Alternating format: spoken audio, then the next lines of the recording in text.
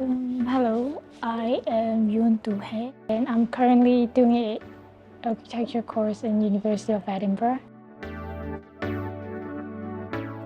The art course I did at King's gives me freedoms to explore different pathways. You could establish new connection from people all over the world.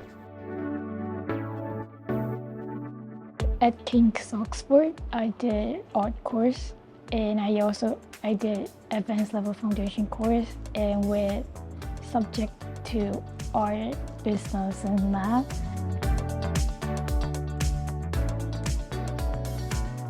I found application process quite chaotic, but teachers and the staff supported me so that I'm here in Edinburgh.